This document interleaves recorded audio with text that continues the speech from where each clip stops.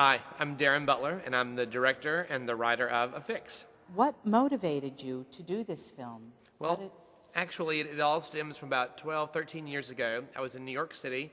I'd taken one of my students up to see Nancy Carson, who owns the Carson Adler Talent Agency in New York City. And while I was there talking and chatting with Nancy, she said, Darren, you really need to write something for the stage or for film that has roles in it for older teenagers, because there's so many just in between age where there's no work for them. Have you told your mom what you really want to do?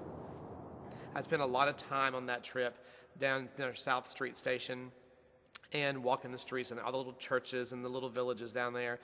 And I started concocting an idea of what if 5 or 6 runaways from all over the country had come to New York City for different reasons, running away from different problems, and they all came together and created their own sort of utopia life there at a small Catholic church called St. Michael's. And when I started working on the story, the very first character that popped into mind was a girl that would have run away for something where she had gone through a metamorphosis herself. Hi, I'm Julianna Mauriello, and I'm playing Piper. We remember making up. They're beating me. Piper is a very sensitive girl, and she's dealing with a lot of emotional issues. She has this group of girls that have basically terrorized her for her entire childhood.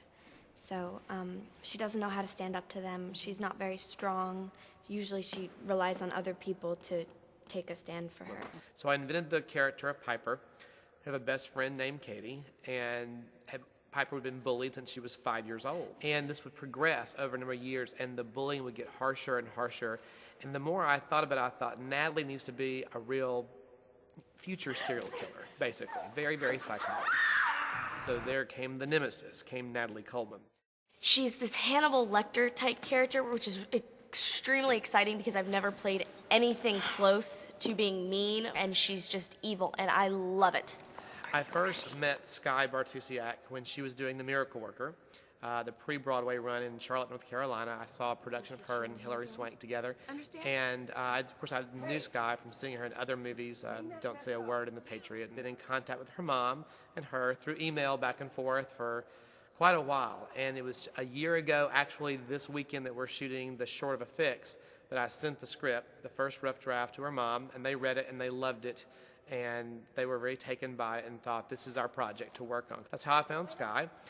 Julianna Mauriello, who plays Piper, she is a client of Nancy Carson, where this whole story actually started from her insistence of writing something for this age group. So I called Nancy and said, I need a girl. And I described what I needed, and she said, I've got the girl for you. What would you do?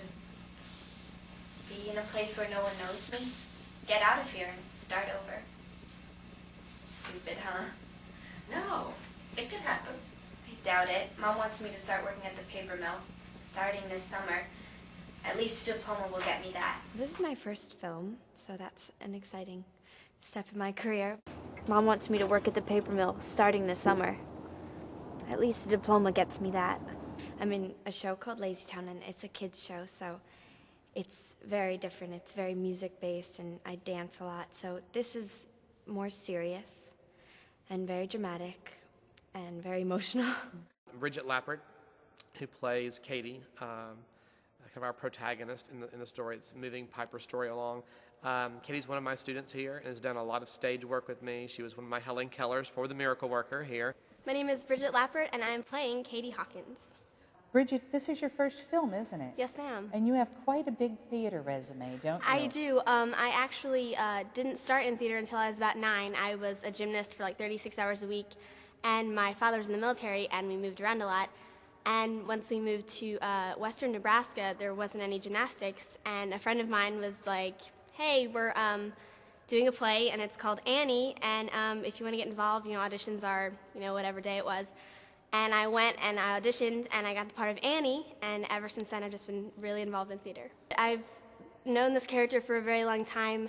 I played this part in the musical version of the sequel to this show. I played it on stage for about 9 months. So I've known this character for a really long time, and I think just having that, I've kind of become a part of her as she's become a part of me. She's very controlling, but not she tries not to be overbearing, but sometimes she's just so worried about protecting her friends that it can come off that way. But she's very maternal and wants to take care of everyone. But towards the end of the film, she kind of loses her grip on that, and everything just kind of falls apart. How is it different doing a film as opposed to theater? You get more than one chance to get it right. In theater, it's just go, go, go, and if you mess up, you just got to keep going and do your thing. But with this, you get to, try several different ways, and the director's talking to you right there, and he can tell you, that did not look right, and you can try it again. And it's different, but I like it. Take 6, Mark. Well, you know what? It's always scary going onto a set when you have a first-time director. But Darren has been amazing, and he's so focused, and he knows what he wants, and everybody's on the same page, and I'm loving it. You're gonna crush it. Do you know what I do? Do you know what I do? And then, Okay. Then boom, and crush. I give you a reason to say don't. Don't. Do you know what I do to people with big mouths?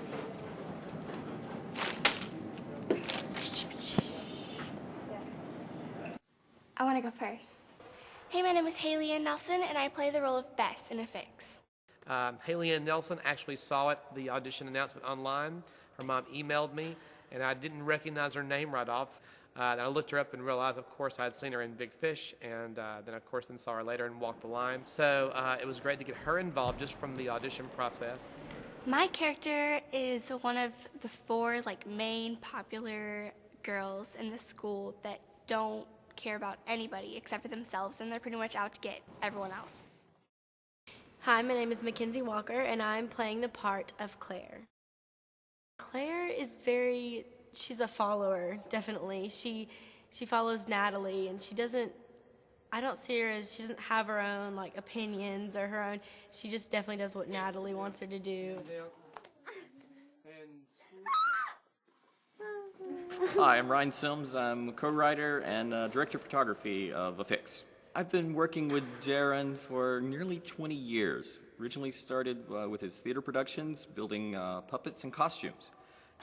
Well, we are filming on location here in Alabama, so we're dealing with the locals here who don't see a lot of film production come through. So they're very interested in what's going on. Your shots? Yes.